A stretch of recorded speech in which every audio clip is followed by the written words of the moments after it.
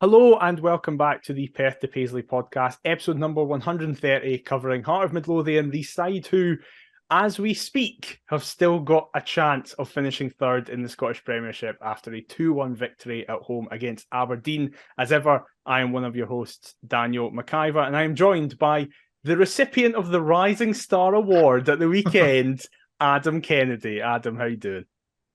You're not funny. It's true. I'm, That's the thing. You'd be celebrated. I'm fine, thanks, mate. Yeah, I've had a great weekend, all told, as you obviously said. That succeeded Hearts getting back to winning ways. And then Sunday, my last game potentially covering East Kilbride, they managed to retain the Lowland League Cup, albeit we're 2-0 up in the game at halftime, seemingly cruising. Bonus, United got back to 2 each, and it went straight to penalties, and it was heartbreaking because there was an under-20 goalkeeper in goal. So great first team debut for him, saved 3 pens in the shootout, the hero. Yeah, life's great. I love football. Like, this is just, everything's hunky-dory in my world. How are you? I'm very much the same. It's an absolute miracle what a good football result does to your mood. Oh, it Generally, really isn't it? is. It is. And even this podcast, for those that don't have a Hearts podcast, you don't realise just how great a sort of therapeutic release it is from time to time. It's nice. It's nice talking about Hearts, but it's even better when we talk about Hearts winning. So, yeah, happy days. Definitely. Well, before we get to that, we, of course, go around the grounds first. And we'll start with one that is very close to your home currently, because it was the Premiership playoff first leg between Partick Thistle and Ayr on Friday night. And as we were kind of saying before we came on air, pun not intended, and everyone was saying online, as Partick Thistle ran out 3-0 winners, is the tie over? You did a Stephen Thompson moment. Yeah, very much so. Undoubtedly, I think it's over. Yeah, I wouldn't be surprised if you saw Ayr beat Thistle on Friday night in the return leg. But I mean, no Diplo Akinyemi, no party as far as Ayr United are concerned. Very, very poor. I feel like Thistle, though, have caught fire at exactly the right time. Like, I wouldn't be surprised, given what's going on in the bottom six, if they were one of few teams to actually... I mean, they're the first team, I think, to finish fourth to then get through to the next stage. Right, okay. They could well be the first team in fourth to be promoted via the playoffs, which would be remarkable. Because I just feel like they're absolutely flying. I mean, Chris Doolan's doing a fantastic job. And in terms of the bottom six, it's just an absolute cesspit. So it's anybody's guess. Yeah, I'm not keen on the split, the current sort of structure within the SPFL, the model, thank you, the pyramid and what have you. But I can't deny the drama at present is it's exciting, it's enticing, it's what we want. Yeah, definitely. And then we move on to the Saturday and Sunday, where on Saturday it was the majority of the games, as Motherwell again just continued this great run under Stuart Galloway, including Van Veen continuing his great goal-scoring run as they won 1-0 at home thanks to a Van Veen penalty. Livingston finally got back to winning ways against just a despondent Dundee United, with Mark Berigiti once again taking all the headlines in goals as Livingston won 2-1 at home. St Johnstone solidified themselves as a Premiership side for the just remarkably. Steve McLean is doing great as they went to Rugby Park as well and got a win and kept a clean sheet, which is something that genuinely most teams can't say they've done this season. Then, probably the most shocking game of the weekend, St Mirren travelled to Celtic Park and massively upset the party as Curtis Main just turned into the greatest striker in the world, as they drew 2-2 with Celtic leading both times before Celtic managed to pull it back. And then on the Sunday, Rangers, well, I was going to say Rangers comfortably won 3-1 against Hibs, but it more felt like David Marshall just gave Rangers 3 points, as he was just his usual excellent self by chucking 2 in. What did you make of the other 5 games before we get into ours? Right, where do we start? I tend to find that this weekend I either got it bang on or miles off. And that is literally like, it's just crazy. Kelly. Yeah, I couldn't believe that. That is literally an absolute gift. That's a gimme if you have plans to stay in the Premiership, as far as I'm concerned. St Johnstone securing their safety, great. Means we've got at least one McDermott Park trip next season. Hooray. I'm absolutely chuffed that that's the case. Yeah, very surprised. And as you say, not many sides win there. I think Livingston are the only team out of the Old Firm to go to Rugby Park and win.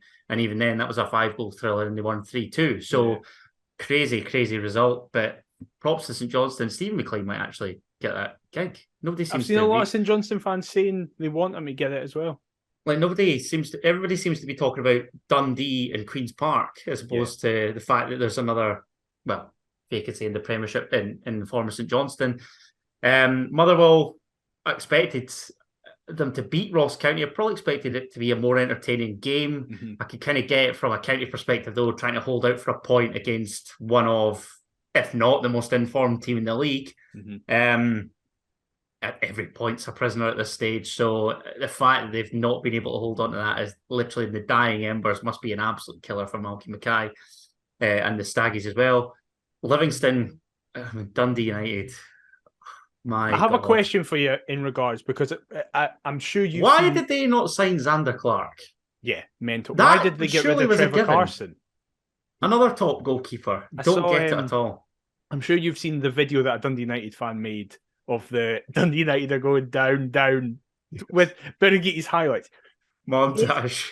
Is he their Joe Pereira? Is he at that level now? Without a doubt. Without a doubt. Yeah. A Joe Pereira, a Colin Doyle, to a lesser extent, a Bobby Slamal. Like, I think we, as a fan base, that 1920 season, have recognised that a goalkeeper is the most important position on the park. And why Dundee United took so long, so adamant to sign him.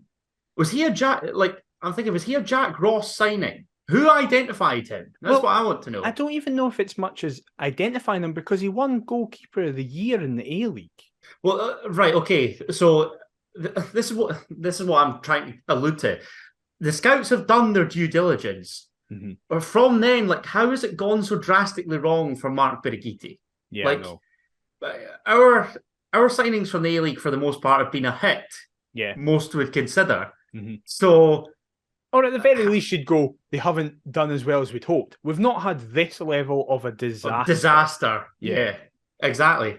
And like, even their decisions towards, like, in January, I know Tony Watt's obviously now injured for St Mirren and has probably played his last game for them, but why let him go if you've not got a replacement for Stephen Fletcher?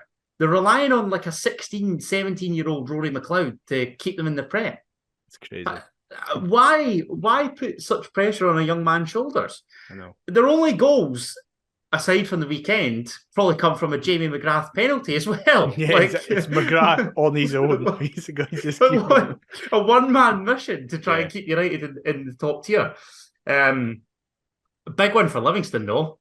Huge. Not in terms, like, it might be a bit more prize money. They might have to fork it a bit more for VAR. Stopping the rot. I was sort of sorry how we get into like these conspiracy theories. I was chatting to a Celtic fan at work. Don't worry, it's not a Celtic conspiracy theory, because they do love chucking out that. They've got 8 million. But we were talking about kind of the distribution of VAR and the distribution of prize money in order to like pay more for VAR. There was a part of me that was thinking, is David Martindale come out and basically said that he's losing 2 of his assets for free? They've not got season ticket sales to masquerade the fact that he wants to pay less money for VAR. Maybe. Then they go and win at the weekend. So it's like, okay, there is that. In terms of the top 6, the Celtic just don't care, do they? No. Which has me worried for. I'm terrified. Both midweek and the weekend. I I said again, this conspiracy theory malarkey. Watch them give Aberdeen some lifeline to take third from us on the final day. Yeah, just rubbish. Curtis Main's the type of striker that we signed under Craig Levine and given a 3-4 year deal. So the hope is, though, they take this confidence to midweek. Oh, undoubtedly, and claim something against Aberdeen. We need the Barry Robson curse to continue. Yeah. Do you want to know the worst thing ever, though? That's knackered it. I found out at the weekend in the last two meetings between Aberdeen and St Mirren have ran out comfortable 3-1 winners both times. That's not going to. They're not going to win three on the bounce. I remember the one at Pataudry. Yeah. Oh, Paisley, that Anthony Stewart got sent off, didn't he? Yeah. And they were, I think they took the lead in that game. I think they did. And then Stewart got sent off and then they just collapsed. Crumbled. Oh, God. Yeah. No getting St Mirren on the winning three on the bounce. Oh, it's gone too well. And then finally the Rangers Hibs game as well. Couldn't care less. Haven't seen any of it. Have you seen the goals? Bar the Tavernier goal. I've seen the. Oh, you've not even seen the third one? No, because I've literally seen the montage, or I've seen the clip where the boy that's sitting in the Hibs crowd is berating Tavernier's brother, who plays for Musselburgh, then Middlesbrough. Oh no, he doesn't. He actually plays for Bournemouth. I'm pissing myself. That's great. That clip is iconic. But yeah, I listened to the first half en route to Berwick, but I've not seen any. Honestly, mate, you need to see the third goal. It's so much funnier than the first one. Because the first one is a Zibby Malkowski. Was it Hadji's the third? No, Hadji's was the second. Oh, it's just, those situations where, God, when it's no going for you, it's no going for you. When your luck's out, it's truly out, isn't it? Cantwell hits it towards goal. And it takes about 3 deflections, and then Marshall sticks it a foot, and it just hits Marshall's foot and stops completely. And then he tries to move, but because of the angle his leg's at, he's flailing on the ground, and Cantwell just runs in and taps it in. It's so funny. I mean, I had 3-1 in my prediction, so that was nice, but it's obviously the luckiest prediction known to man given the state of the goals. In terms of other goings on, I don't know. 2 games to go. Why have the penultimate games of the season in midweek? I will say that is why we're recording. So we're recording this on the Monday because we didn't want to release this just a couple hours before the Rangers game, and it potentially becomes a bit null and void. And then additionally, I wanted to watch the Newcastle game because Newcastle might be getting Champions League. So we're recording this early on Monday. So if anything happens tomorrow as it gets released, you'll know why we haven't mentioned it's not our doing, but sorry, guys. Anyway, though, the most important game of the weekend was at Tynecastle, was an early kickoff for some reason. And Beyonce. Aberdeen, true. Beyonce, in it. It's her fault. And on Keir McIver's 19th birthday, as we said last week, we're trying to keep the McIver birthday luck going. And the team that was going to do that was unchanged, barring 2 positions from the team that drew away at St Mirren, and it was both fullbacks were changed. Both Andy Halliday and James Hill dropped out, and Nathaniel Atkinson and Alex Cochrane came back in.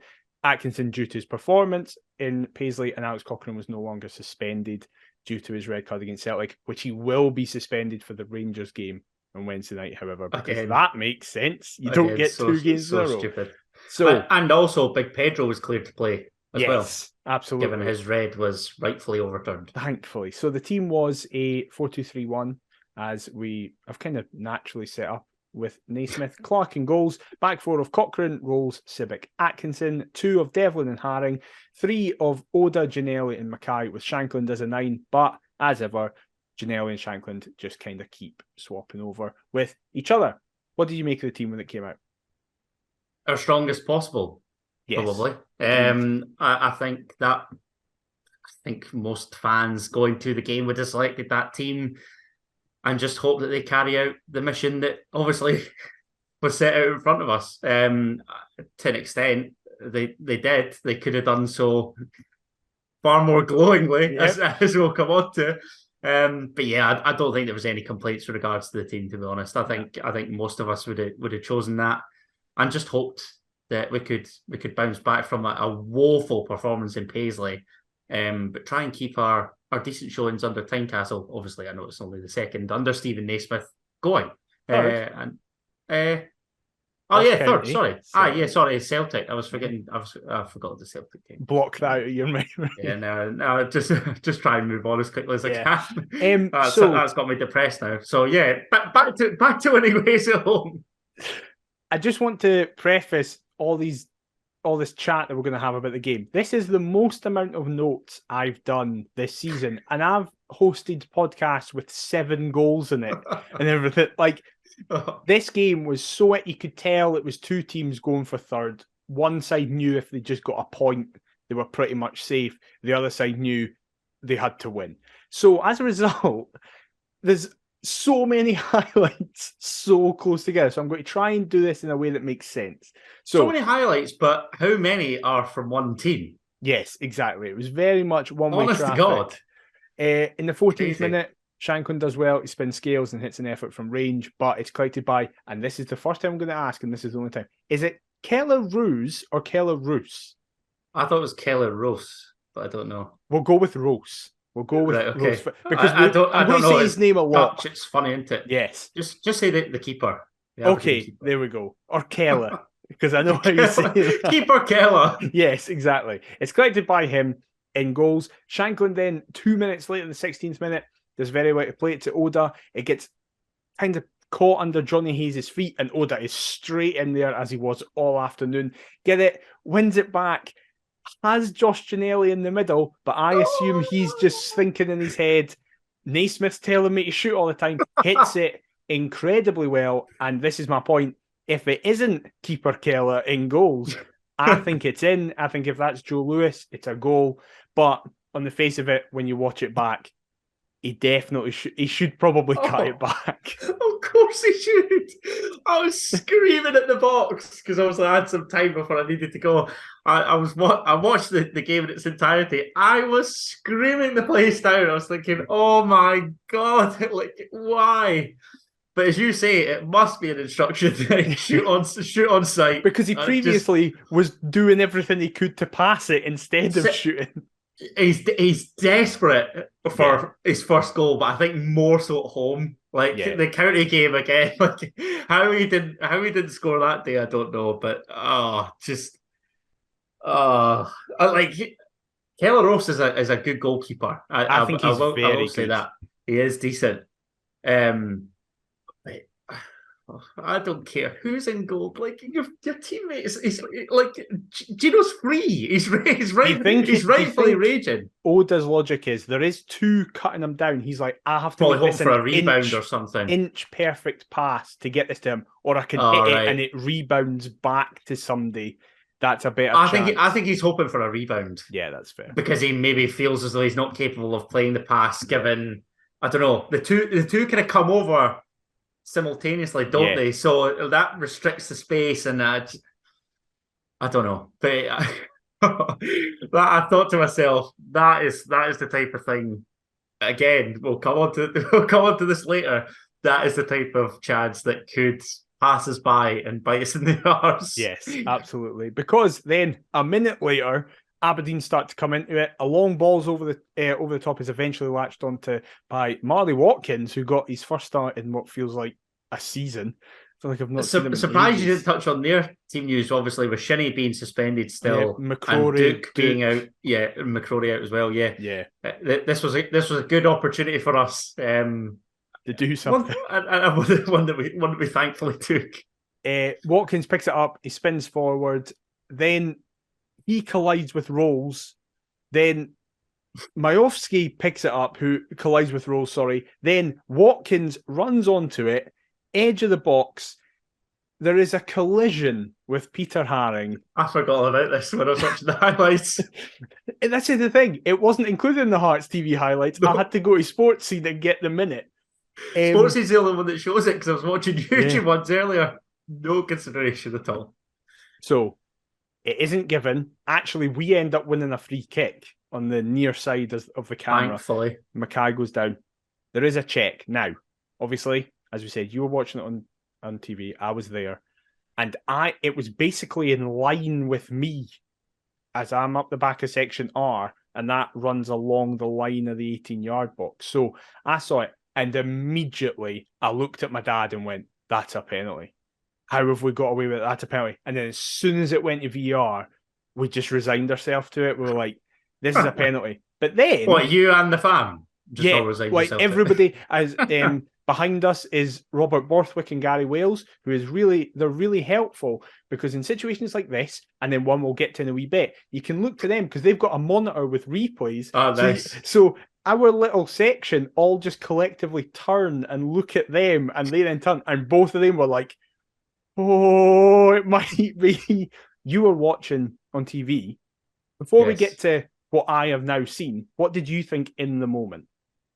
In the moment, I thought, "Oh Christ, why go to ground like that?" And then it's only like, again, when you see it back, you're like, you sort of rubbish it, and you're like, "Why on earth was I? Yeah, why was I in that frame of mind? Is Yeah. it just because of what's at stake, like the fact that we have to win, the fact that they could basically secure third for the win?" I was thinking, oh my God, like of all days, you're going to choose today to do that.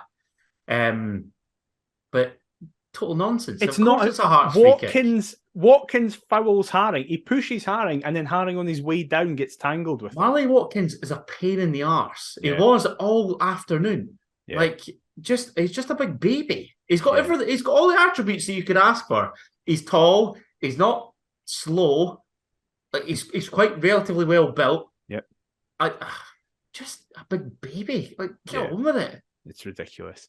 Immediately after that, a minute later, we get a corner, which is worked. It's played short and worked to Cocker on the edge of the box, who plays a really nice ball in. Rolls meets it at the back post. It then kind of sclaffs about a wee bit. Devlin hits it back into the penalty spot, where Shankland eventually picks it up, but then fires quite well over, which kind of started to become the story of the afternoon, where Aberdeen defenders were putting their bodies on the line and we were just trying to hit everything that moved.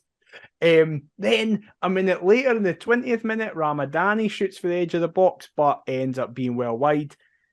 And then, 31st minute, they get a corner.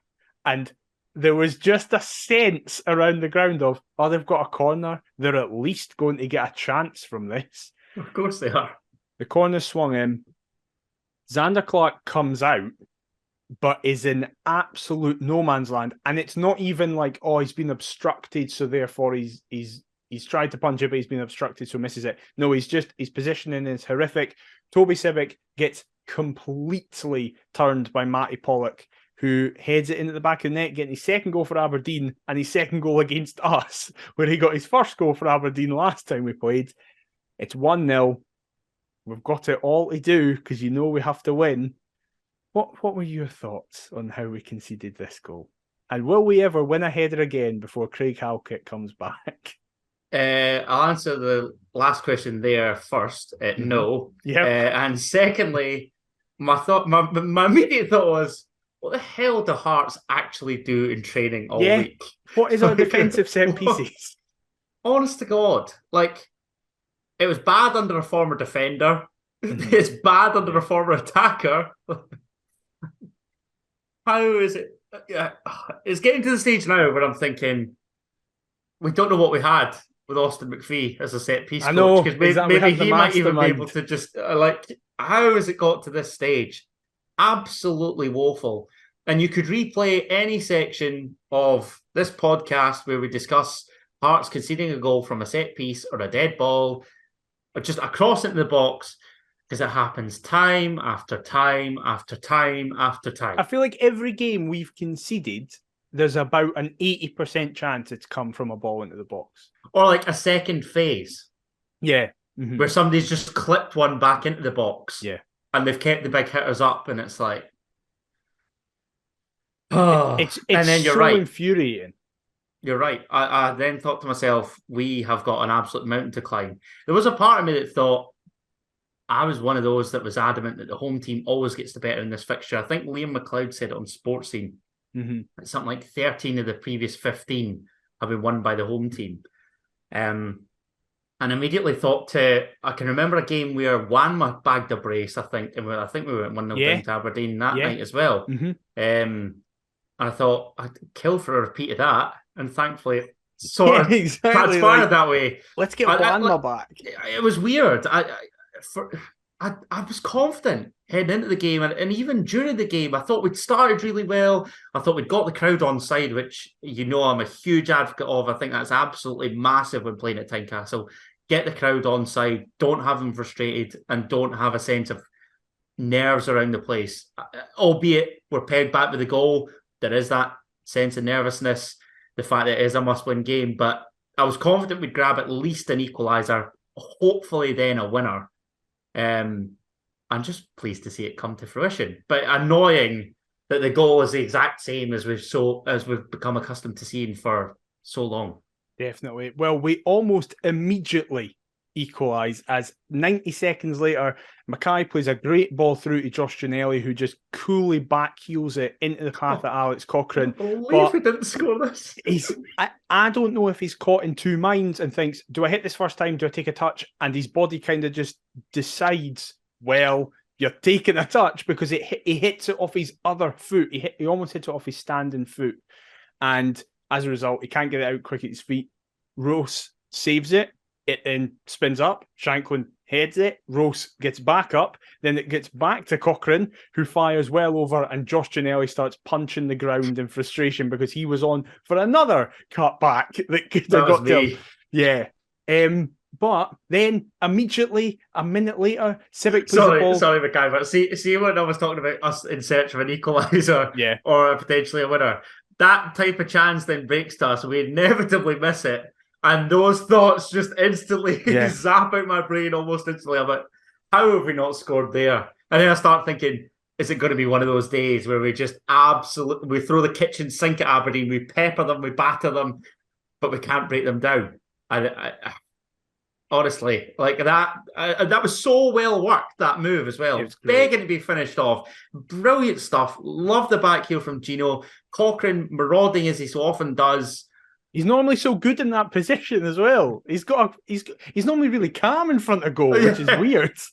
Is it down to scenario and circumstance where because we're trailing? Yeah. We don't know. The players are human. I don't know what's going on in Alex Cochrane's noggin. Well, 60 seconds later, Civic plays a ball to Oda, who has a really nice 1-2 with Atkinson, who I want to speak about more later, because him and Oda just destroyed Johnny Hayes for an hour, however long he was on the park. On his 300th appearance for Aberdeen, captaining them and everything. So pleasing. Just no regards for the occasion. Get it up him. None at all. The ball gets played into the box, but it's eventually cleared for Haring reclaims, plays it to Shanklin on the edge of the box, who fires over. Then, 2 minutes later, Ginnelly plays Shanklin, whose shot of goal is saved. Oda then does the same. It rebounds back to Cochrane, plays it to Haring, who then blazes it over the bar, and it is completely one-way traffic. Aberdeen are throwing themselves. It feels like it's the 90th minute, but it's the 38th, and yet somehow it's still 1-0 Aberdeen. And this is where I feel like a knob when I slag managers off. Like, what more can you actually do? Yeah. Like, you set out the game plan, how you're going to play. It got to the point where I actually thought, has Stephen Naismith got to get his boots on himself to come on and show these mugs how to do it? Because God knows, a fantastic career, top player in his day. How much more can you realistically do from the sidelines? And then I thought, like, what happens at halftime? Do you go in, give them a rollicking for not finishing their chances, or just be adamant and sympathetic and say, do you know what? We keep playing like that, it's bound to come. That's what it seemed. I don't know. I watched, before we started recording, I watched Naismith's press conference ahead of the Rangers game.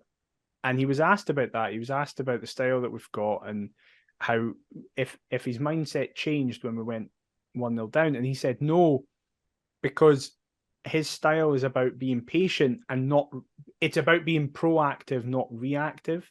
So he's like, even though we're 1-0 down, don't suddenly change what we're doing. It is going to work. We just keep knocking on the door, going. And then it happens because of circumstance, is going to become one of the most iconic moments of the season. Amazing. Absolutely one of my amazing. favourite moments that I've been in Tynecastle for, as there was a minute's applause for David Stewart, who very sadly passed away in the recent week. It was the first home game since that. So in the 43rd minute, there was a minute's applause for him, very much a standing ovation from the whole stadium. Additional to this. I don't know. I've not found this out. I don't know if it was in relation to David or if genuinely it was related to Beyonce and they were practicing fireworks. But fireworks started going off for the game. I want to say it was for David, but I don't know. I think it was. I've seen the way people are speaking on Twitter. It was. So in that 40 seconds, it suddenly felt like there was 100,000 people there because it was so loud, stuff like that. But obviously, the game's carrying on as everybody's standing and applauding. Cochrane plays it to Mackay. Mackay feeds it inside to Ginnelly. I have no idea what the Aberdeen defence and midfield are doing, but they're letting an incredibly informed Josh Ginnelly time and space. And from roughly 25 yards, he hits it, puts bend on it, puts backspin on it, and it just travels. And as soon as he hits it, you see the people who are behind it in the wheat field start to celebrate. It travels. Rose, who's been incredible all half, cannot get near it. It hits the joint of the bar in the post and goes flying into the top corner.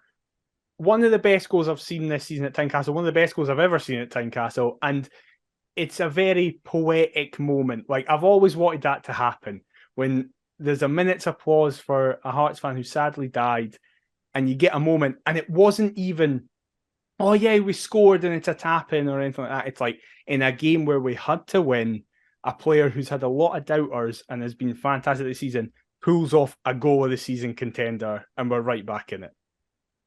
A moment of real magnitude, and that is a total tearjerker. Yeah. I often find myself getting quite teary with these minutes applauses. Mm-hmm. I think particularly when they show kind of photos of said person, or if it's somebody that's young. I mean, David leaves behind a young family, so sincerest condolences to them.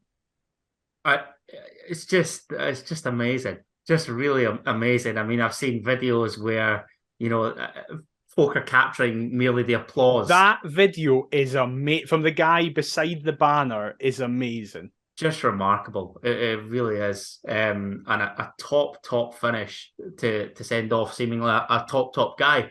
So can't ask for much more than that. And you're right. We've scored some right crackers this season. A good few crackers. Obviously, my man Humphreys was robbed of the goal this season in the Scottish Premiership. I got barrel loads of abuse from Celtic fans for that. You did. Great. We haven't spoken about that, actually. You got so much stick. So good. I just thriving off it. But that is. I mean, obviously the award's been given out for Hearts goal of the season. Gino will be pissed off that he didn't do that back in August to actually be a contender.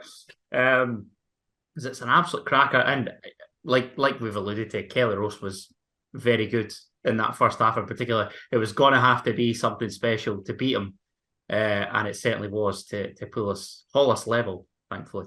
And on that, thankfully the crowd stayed with the team when we went 1-0 down. There was that. It wasn't just a resignation of, oh, for God's sake. But when Gino scored, it was suddenly like, we are doing this. Come on. Because then immediately Mackay continues the pressure, finds Cochrane. He flashes the ball across the face of goal, but it's deflected out for a corner. Haring should, I think, be sliding in there at the back post, but he doesn't, because maybe I don't think he thinks it's coming to him. And then just before halftime, Shanklin tries his luck from the edge of the box, but he can't bend it round the post. It's one of those situations where you were gutted half-time came and Aberdeen were delighted half-time came. Because we were in the ascendancy and you were trying to, having just hauled ourselves level. Like, what's the saying? It's like you're at your most vulnerable when you've just conceded a goal. Yeah. Or yeah. So there was every chance that we were going to go on and hopefully grab a quick fire second. Didn't transpire that way. But thankfully, given the manner that we started the second half, it was only a matter of time before that became a reality. Definitely, because literally 40 seconds in, Oda does really well. He loses the ball to Hayes, but then he just keeps going, which is it's becoming a. It's a great battle, that. Yeah, Oda versus Hayes. It was good. It's becoming very much a characteristic of Oda, where he just does not give up ever. He's like, I'm getting this ball. Does really well. He win it back, plays it to Atkinson. Atkinson cuts it back to Devlin, who actually plays a great volleyed ball into the box. And inexplicably, Josh Ginnelly's facing backwards as he heads it, so it then just doesn't go towards goal. Then 2 minutes later, Oda has a deflected effort that spins really narrowly wide, and just Oda and Atkinson, and we'll speak about Atkinson now. Atkinson was regarded as man of the match by a lot of people. For me, it was his best performance I've seen of him. And just, it's unbelievable what Naismith's done for him, because he was complete. It wasn't just, under Nielsen, Atkinson isn't playing well. It was under Nielsen, Atkinson isn't playing. Which again, is so bizarre, because Robbie Nielsen himself was a right back. You thought if anybody's going to get the kind of, I don't know, the full extent of Robbie Nielsen's coaching or sort of shown what to do, you'd have thought that he would have been Robbie Nielsen's pride and joy. Like Patterson was the first time round. Right, exactly. Yeah. Again, it's somebody that just bombs up from the back constantly and carries maybe a goal threat or whatever reason that hasn't transpired for Nathaniel Atkinson. For whatever reason, he's then come out and defended himself in the press, but at least he's actually backed it up with that performance. Since then, he's barely put a foot wrong. He has, which then makes me think: has this been mistimed? Were the journals meant to hold on to that, or what? How is this possibly been the case? Because he has looked good. Look, we still need somebody in that position because Michael Smith's gonna move on. Mm-hmm. Obviously, Nicky Devlin has signed for our weekend opponents, and we've seen the leaked pictures and whatever. But he is making a case for himself, Nathaniel Atkinson, to kind of hold on to that jersey for next season. So, fair props to the guy. Do you know what? He had to get fans on side, and he has. Yeah. Well, that's the thing. I think we've been amongst some of his biggest critique, and I still stand by that, because definitely, for me, the biggest positive has been his defensive work. I think I was so impressed with him defensively at the weekend, because I've always said I'd rather play him as just a winger, because I think his attacking is definitely his strongest suit. But he was vital in us getting points at the weekend because of his defensive work. And it was I was very much the self-appointed Robbie Nielsen fan of this podcast.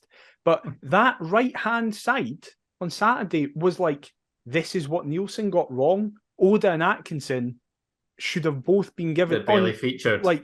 Barely featured. And on the evidence since Nielsen's left, they should have been. And who knows what would have happened to Nielsen's job if they had been. Again, I mean, I've talked about it maybe a week or two ago.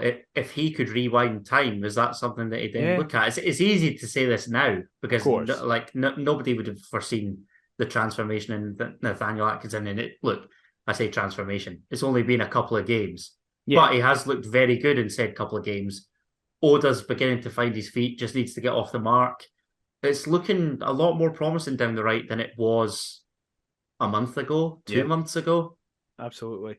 However, it was down the left-hand side where it has so consistently been excellent this season that we do go ahead. The ball's worked out to the left-hand side with Cochrane literally playing as a Pep Guardiola inverted left-back to centre mid, dictating where the ball goes right across the pitch. He shouts to Atkinson to play it to Haring and he rolls into Mackay. Then Cochrane makes that run that he's been making with Mackay and hits a first-time early ball right across the face of goal, and Shankland smashes it in. Now, much like I was saying about with Haring and Rob Borthwick and Gary Wales, I celebrated this, but was fully he's offside. This is not being given. I celebrated it as if it was given, because I was I will be annoyed at myself if I don't. But again, you look to Gary Wales and his lovely handsomeness. You look to Rob Borthwick, and they're both going, it's offside. It's offside. It's offside. Hold on a second. Are you saying that Rob Borthwick's not handsome? I think Rob Borthwick is handsome, but no one is on Gary Wales' level of handsome. I'll happily say that publicly. Kyver's words, Rob, not mine. Yep, I'll happily say it. If Rob wants to come on and argue that point, he's more than welcome. But it goes to VR. And I think what everybody doesn't realise is Ramadani. I think everyone's looking at the immediate players. Pollock at the back stick that's playing him on? I thought it was in front of him. I thought I thought it was Ramadani in front Matty of him. Pollock at right centre half. Oh, see, I thought it was Well, maybe there's loads of players playing on one side. But I was convinced it was Pollock who'd obviously headed them in front, but it's kind of undone his good work oh, maybe then. in a Maybe I was defensive just sense. I looking at don't the know. Ramadani I need to thing. watch it back, but I was certain it was. Sorry. Regardless, though, it is given. It's 2-1, and it's so deserved. Oh, big time. The fact that it wasn't 2-1 prior is like Scooby Doo is still struggling to work it out. I don't. Honest to God, mate, we battered them. Yeah, absolutely battered them. It was such a dominant performance. Just relieved that we've actually made it count. How good's that ball in, by the way? And that's what I was going to say. Like, look, I'm under no illusions that we've still got a lot to do. But this could prove our moment of the season. Yeah. And how poetic, therefore, that it's essentially our two best players throughout the entire season that have linked up to provide it. The goals that Shanklin's added are just brilliant. I mean, all types of goals. Mm-hmm. And this is just pure number 9. This is bog standard Fox in the box. Just a great goal. And I've seen a clip circulating today on Twitter. I was just going to ask you about this. The Robbo goal one. Yeah. It's textbook. Crazy. It's absolutely crazy. Textbook. It is crazy. Different types of finishes, granted, but it is a carbon copy. Yeah. And it's just this is what we all thought Shanklin was prior to then watching him fully. Yep. Phenomenal finish. Hearts deservedly in front, and we're in with a fighting chance. Yep. And then we just keep it coming because a minute later there's a 4-on-2 overload. I say that was the decisive moment. Like, there's a romanticism, there's a poetic nature regarding it. But really, I mean, how we didn't add a cherry on top of the icing, on top of the cake. Maybe that's what it is, though. The footballing gods are like, no, you need to have the moment where your two best players are the reason you win this game. So as a result, we're going to turn all your other forwards' boots onto the other feet so that they can't score. Yeah. There's a 4-on-2, which ends up at Mackay's feet, but his effort just curls wide of the post, even though Oda... Gino probably going, well, Oda, you didn't play me in last time, so I'm not going to play you in this time. I swear we are the only team in world football that does not make the most of a numerical advantage. Time and time again. It's no wonder we grew up on dead players up front, like dross centre forwards.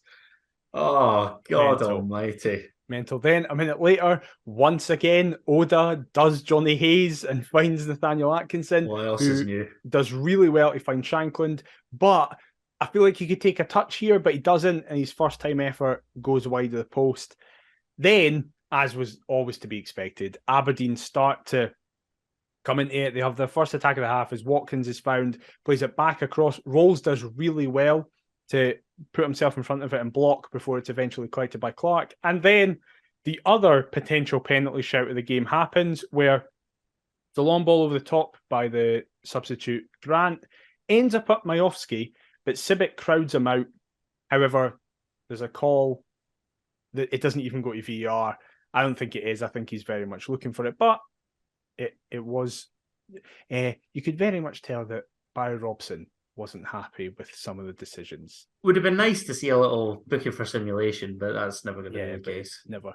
No. The three substitutes combine as Smith and Forrest link up on the before the latter crosses it into the box, met by George Grant, but it's a very easy header that's claimed by Rose. And then that guy.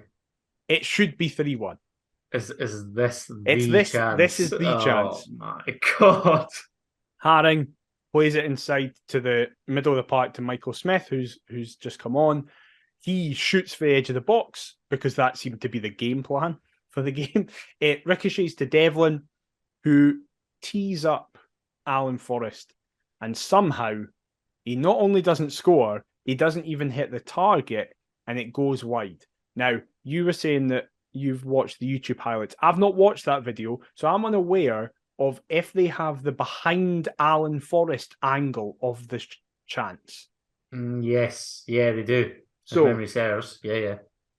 I'll be honest, I was very emotional at this point. There's 7 minutes left, and you're like, this is it, this is it. So I don't know if I stand by this. But when they did that, I got halfway up thinking he was going to do it, and he missed. I then just fell back to my seat. Everyone else was going, oh, for God's sake. I just kind of to myself and to anyone else, I was like, that's it for him. That's it. I'm done defending him now. It's been a season of us defending him, and I think at times we were very justified. At times there was part of me going, I'm doing a lot of the heavy lifting here for you, Alan. Come on. And then it was like, that's it. And then I saw that. I thought it was bad in the moment, and then I see that angle, and it's somehow worse. It's like, oh, it's actually a worse miss. It's insane. Do you know what? It actually appeared to be getting off to a decent start at Hearts as well, and we were. I'm not going to say we were justified to kind of want him to get more game time to feature on a more regular basis. With finishing like that, you could see why he doesn't start and feature on a more regular basis. I screamed. I literally screamed my entire stare down. I just went, "Oh my fucking God!" I was like you. I was resigned, but I was resigned thinking they're going to go up and nick one. Yeah, I thought that. Then. I've been watching football for 20 years. You can tell what's going to happen. They're either going to hit the post, they'll flash one within like an inch of life, or they're going to do the dirty and nick an equaliser. I was so angry. Thankfully, we can look back on the event and go, ha! What a frivolous attempt! That was pathetic, wasn't it? But yeah, fuck me, awful. And then the only thing that happens, 98th minute, Keogh does really well. He just take out Jack McKenzie and just gets up way higher than him, bullies him and clears it, and it somehow stays in play. Launches on to by Shankland, runs for ages, plays it across the box. Rose I can't believe this either. Rose continues to just somehow be Mr. Fantastic and get a touch on it. Ends up at Devlin's feet. It looks like an open goal, but somehow Leighton Clarkson is there to clear off the line. But what a save! It is flagged for offside, so it wouldn't have counted anyway. But Clark, I didn't even know that. Yeah, it was flagged for offside. Because Devlin's got to score. He's got to score. Yeah, but thankfully it wouldn't have counted anyway. Hate the late flag malarkey. This just another thing that was modified a couple of years ago for no reason, and it just. I'm fine with in some situations where it's tight and you're like, oh, who knows? But I've seen it about Shankland's like a mile and a half offside. Maybe as a neutral, I'm watching all the other fans in the stands get absolutely raging at the late flag. But it doesn't affect us. Yeah, exactly. I'm more than happy with it. But But regardless, the final whistle goes. Come on! We have kept it within 2 points, and that now takes us to this, the double header of preview, the most important final 2 games of the season, where Hearts travel to Ibrox on Wednesday night, while St Mirren travel to Pittodrie. As I said earlier in the show, St Mirren are coming off 2 back-to-back 3-1 victories over Aberdeen, one in Paisley, one at Pittodrie, but it was a very different Aberdeen team that they were playing. Aberdeen are in their first wee dip of form under Robson. No wins since he got the job. Yeah, exactly. It's going great as interim. Why the timing of that announcement was so weird. But it was so weird. Sorry. Here is the lay of the land. Nice. If Aberdeen win, we have to win at Ibrox to take it to the final day. As long do that all the time. Yeah, exactly. As long as Aberdeen don't win, so either St Mirren win or draw, even if we get beat at Ibrox, it goes to the final day because there will be at most a 3-point difference. But especially because our goal difference is so much better that currently we are going to Ibrox, but right now our goal difference is so much better than Aberdeen's. It means that pretty much as long as Aberdeen lost to Celtic and we beat Hibs, we'd finish third. In context, to kind of focus on us for a second, we're travelling to Ibrox, knowing we have to win. That should be the mindset of going, we need to win this game. We know that we have to match or better Aberdeen's result. Yes, absolutely. We've not won in over in just coming up to a decade at Ibrox. We've not won. In the top tier. And I don't know what's going to happen. I've seen so many people. I've never seen this level of optimism on Hearts social media going to Ibrox. I will say immediately, I do not share that sense of optimism. Neither. The context that we also have to take into consideration is Michael Beale has made it very clear that certain players will be getting goodbye moments. So you have to imagine that means Morelos will play, Arfield will play, Kent will Morelos loves a goal against us. Kent only ever plays well against us. Oh, we make Kent look like Neymar. Yeah, it's ridiculous. And the other important thing is that we will be missing Alex Cochrane because he will be serving his other suspension. Stephen Kingsley has still been omitted from matchday squads due to a family matter. So again, we very much hope he's okay. But if he's not back in time, that means it'll probably be Andy Halliday playing there now. With his half and half scarf on. Exactly. Andy Halliday own goal to cost us out. Rangers, however, you could argue, have nothing to play for at this point. They don't have anything to play for, but they're sort of using these final five as kind of, I don't know, sort of experimentation or players maybe trying to hang on to their Rangers careers. Yeah.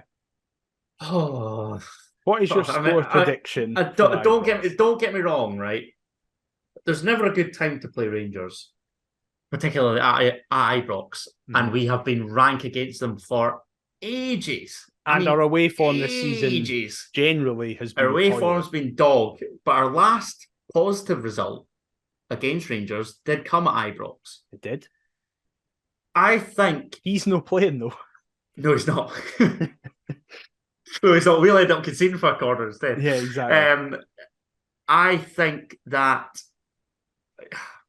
everybody's optimistic because Stephen Naismith's promised stuff with regards to play style. Yeah. And nobody's going there thinking that we're going to be like lambs to the slaughter. Mm-hmm. We're going to go and have a go.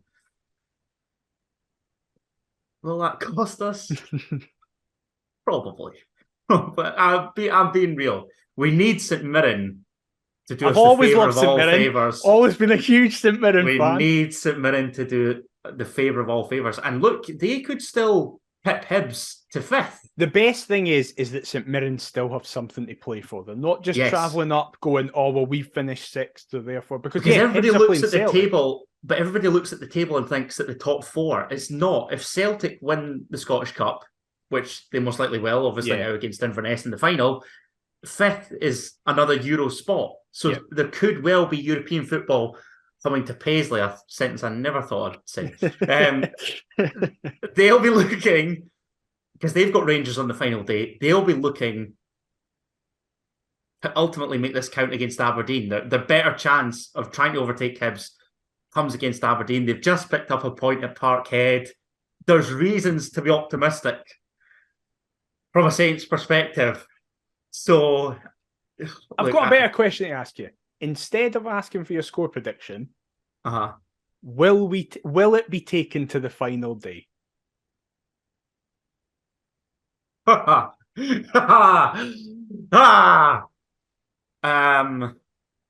Honestly, hand on heart, no. I agree. I do not see it. Sadly, I did not see it going to the final day. But there is a chance. Of course there is. There's always a chance. It's not over till the fat lady sings. And look, we've been right about some stuff on this podcast. We've been wrong about some stuff on this podcast. So don't take what we say seriously. Yeah.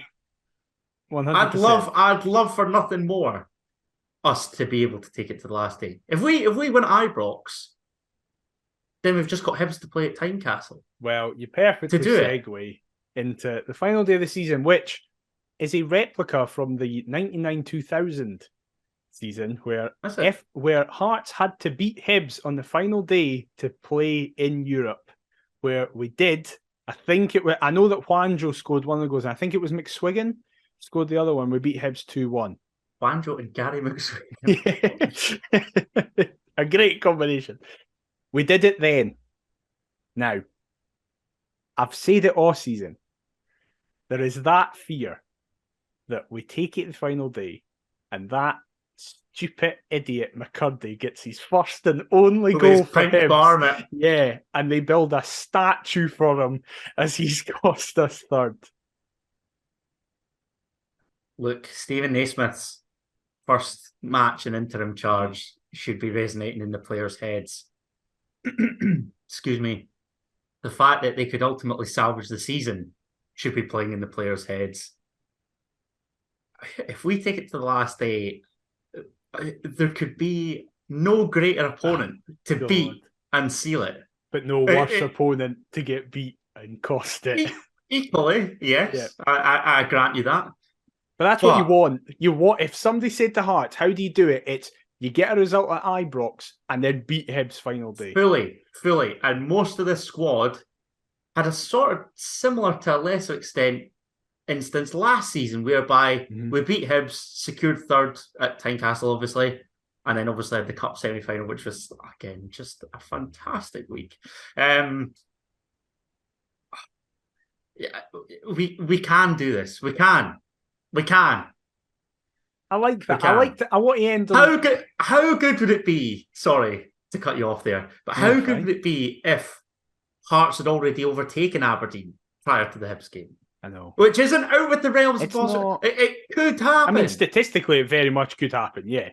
It's highly unlikely. Yeah, it could almost definitely not happening. Oh, I'll be astonished if it does. Yeah. But it's not over yet, man. Keep going. Keep plugging away. If come the end of 38 games we haven't got there, we've only got ourselves to blame. But you've still got the chance to salvage it. So give it your damnedest and let's just see what happens.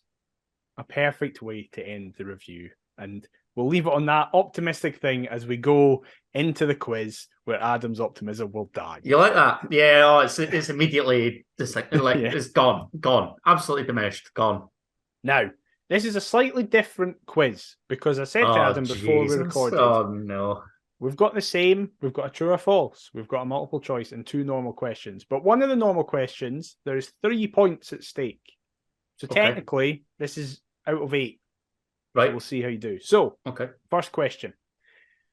I think this is a wee bit of an easy one because I think the other questions are quite hard. I appreciate the gifts. Thanks. The son of a former Hearts player won the Football Writers' Young Player of the Season this year. Who was it? It was Max Johnston, was it not? It was indeed. He's 1 for 1. Thank God. Who's the son of? Alan. Yes, that wasn't an extra point. Magic. Yeah, that wasn't an extra point. I'd take a Magic Johnston at Ibrox, that's for sure. Exactly. 1 for 1. Great start. Nice, thank you. On to the true or false. With his goal, so this is the statement.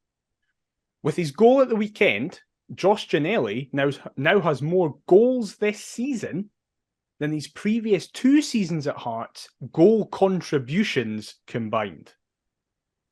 True or false? I don't like that you've gone into the contribution pattern. Had it been goals, I would have confidently said yes.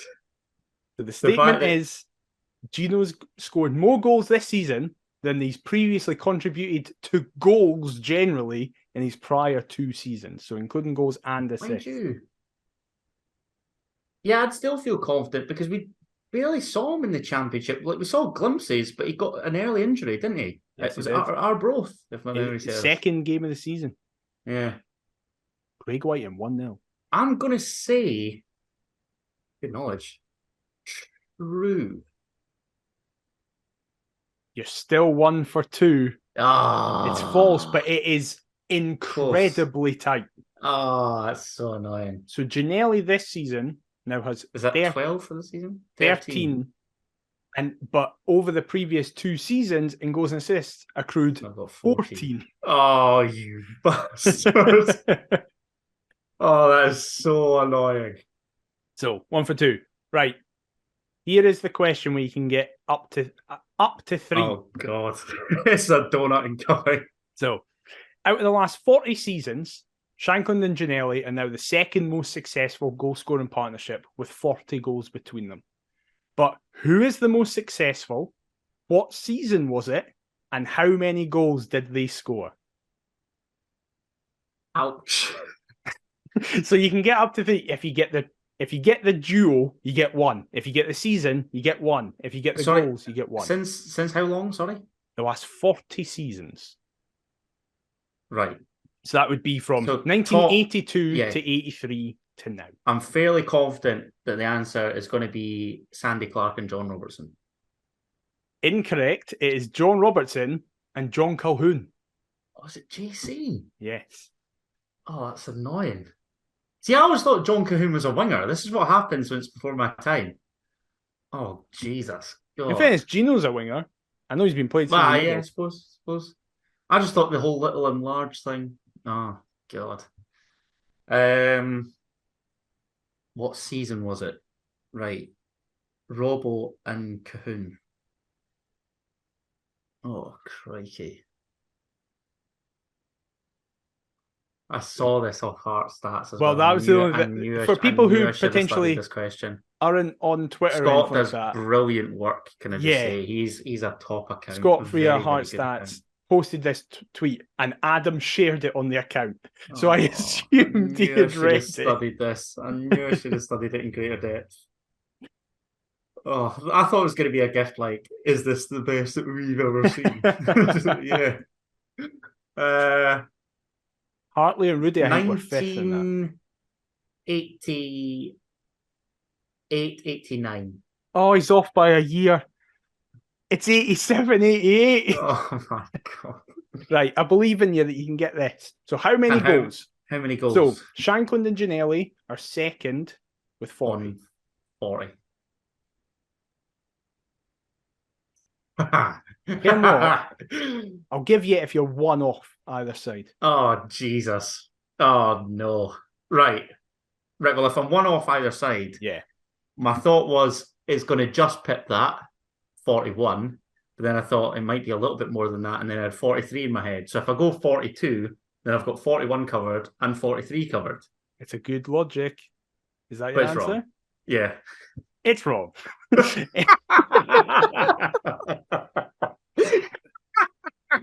This is the best quiz we've ever done. Is it 44? It's 47.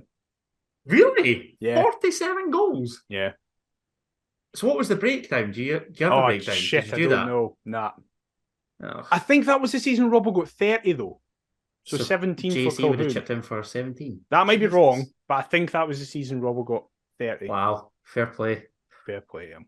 Oh, that is so incredibly annoying. It's gutting that you were a season off. But that stat was literally there. It was in the palm of my hand. I knew I should have consulted The only reason Scott. I saw it look at his work is because I shared it. Brilliant.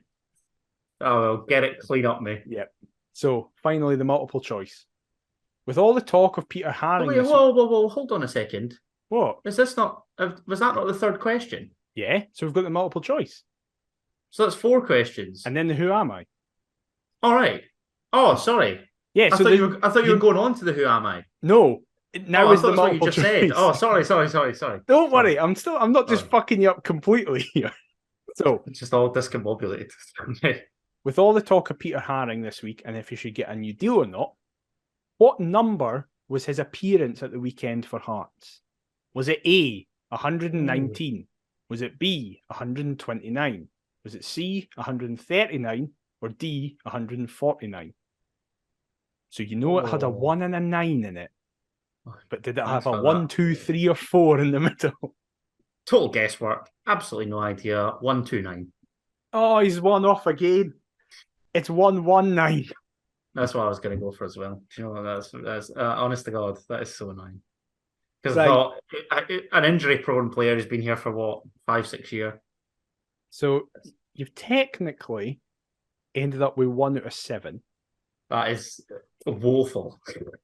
It's going to be 2 out of 8. We'll mention it in just 1 out of 4. We'll say 1 out of 4 to make it sound better. Don't try and dress it up. I'm going to try and be nice as I get this person. I appreciate it, but it's uncharacteristic from you. So just don't dress this up. All right, fine. You're shit. Right. This isn't going to be nice. This really isn't going to be nice. I think you will get this. I have confidence in you. Okay, that's nice. Thanks, mate. Mainly because I couldn't think of anybody, and I was like, I thought of this person and went, he'll get it, but I can't think of anybody else. Okay. So we'll see. I started my youth career in the wrong side of Edinburgh, despite growing up a Hearts fan. Right. I have 14 honours in my career, including 1 at Hearts. I was injured on my league debut. To the shock of many at the time and myself, I was not kept on at Hearts, and I stated there was no loyalty in football, and I have won a trophy from my national team. Who am I? Won a trophy for my national team. That's thrown me off. Won a trophy for my national team. Yep. Right, okay, let's rewind. So, began a youth career at Hibs. Yes. The wrong side of Edinburgh. Played. I've now suddenly got a feud with Spartans, so I'll let you have the or FC Edinburgh. Yeah. National. Oh my god! This sounds like it should be so routine, but I know that's what I worried about. There's nobody coming to me though. I feel like the first 4 questions were really routine, and then I got that final clue and went, "That's going to fuck them completely." That's horrendous. Oh god! Can you read the clues again, please, Mikhail? Of course I can. I started my youth career in the wrong side of Edinburgh, despite growing up a Hearts fan. Right. I've won 14 honours in my career, including one at Hearts. I was injured on my league debut. To the shock of many at the time and myself, I was not kept on at Hearts, and I stated there was no loyalty in football, and I have won a trophy for my national team. A trophy at Hearts? You've still got your 2 questions. I know, but that makes me think that, oh God, that makes me think that it was like championship season. But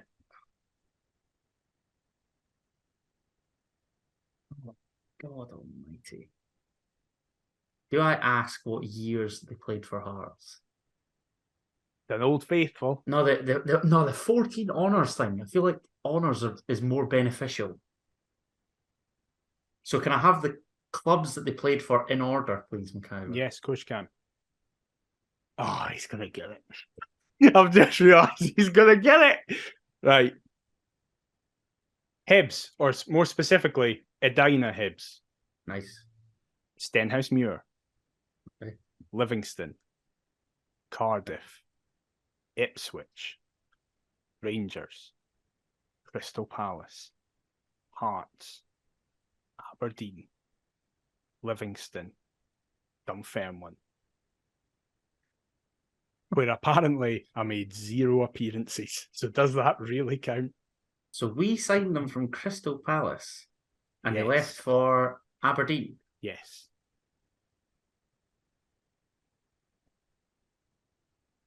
I think I know who it is. I think you do. I think you do. If I ask the position, then do I try and just use one question? No, I'll go for the position, please, Mikhail. What position did they play? He played as a goalkeeper. Is it Neil Alexander by any chance? He's got to. Yes, Hooray! Yeah. Woo! Well Thank done. the Lord. The bloody Kirin Cup try to throw The me Kirin off. Cup! I was like, I wonder if he knows about the Kirin Cup. Oh, So, relief. To give explanation, he started his career at... I didn't know he started his youth career at Hibs, if I'm honest. Edina Hibs. So, his honours, he won 2 at Livingston. He won the 2nd division and the 1st division in the 1998-99 season and the 2000-01 season. At Cardiff, they won the playoff. At Rangers, he won 3 premierships, a 3rd division, 2 Scottish Cups, 3 League Cups. He got to the UEFA Cup final as a runner-up. Then he won... played that, I think. Yeah, he did. Yeah. Yeah. He won the championship with us, 14-15. And then he won the Kirin Cup. I knew the Palace thing as well, because I thought, who the... We signed from Crystal Palace and then gone to Aberdeen. I was like, and then thought about the transition to coaching, and I remember that we also picked up Osman Sow. That's who I was like, oh, will he maybe get that? If it depending if you ask what questions, you might get that. And then Sweden have won out as well, so exactly. The national team thing, I was injured on my league debut because Danny Wilson headbutted him at Ibrox and he broke his cheekbone. That's right. And then, what was the boy? Victor Norring. Victor Norring came. Did he? I think. Hold on. No, was it not Lee Hollis came in goal? Or Jack let's see. Hamilton, no. Jack Hamilton then started the derby the No. following week. Oh my God. He was replaced by substitute Scott Gallagher. Scott Gallagher. Yep, Jesus. and he broke his cheekbone and was subsequently kept out of action for a month. It's Scott interesting. Gallagher. It's interesting that you mentioned Jack Hamilton, because to the shock of many at the time and myself, I was not kept on at Hearts, and I stated there was no loyalty in football because he was brought into Robbie Nielsen's office and was told, "We think your understudy is ready to be number one at Hearts," and it was Jack Hamilton. Yeah. So he wasn't kept on and went to Aberdeen, and then I've won a trophy for my national team. The clue that I thought would maybe throw you, because it's like Scotland, the 2006 Kirin Cup. I also had another clue, but I thought it was going to be too obvious, where it's he made his Scotland debut. The clue was going to be, I made my debut for my country replacing a Hearts legend. CG. Because he made his debut at half-time replacing an injured Craig Gordon. In a 3-1 defeat to Switzerland on March the 1st, 2006. Nice. Oh, well, so yeah, well done. Why did he pop into your skull? Because you just look for we were players playing that Aberdeen, play for Hearts of Aberdeen, and then we're playing Rangers next. Yeah, nice. And he was in goals when we last won at Ibrox. That's depressing, which is isn't it? a depressing as fuck stat. But yeah, well done. That is depressing. You got this who am I, which is the important thing. It's now 16-8. Needed that big time. Well done. God almighty. So yeah, let's put to bed the other woeful questions. So yes, thanks. Exactly. Well done. Let us know if you did get it, and of course, let us know if you did enjoy this episode. We really hope you did. If you did, please leave us a review on your podcast platform of choice. It massively helps us out. If you've been watching us on YouTube slowly melt as the day gets hotter and hotter and hotter, please leave a like, comment, and subscribe. We're at Perth to Paisley on all forms of social media. Also, perthtopaisley@gmail.com via the email. Adam, where can they get you on all the socials? They can get me on all the socials at Adam T. Kendo. And what about yourself, mate? I'm at DMcIver22. We'll be back next week for the final episode of the regular season, where we will find out if we finish third or not. So until then, we'll see you next time. Bye-bye. Give it monogites!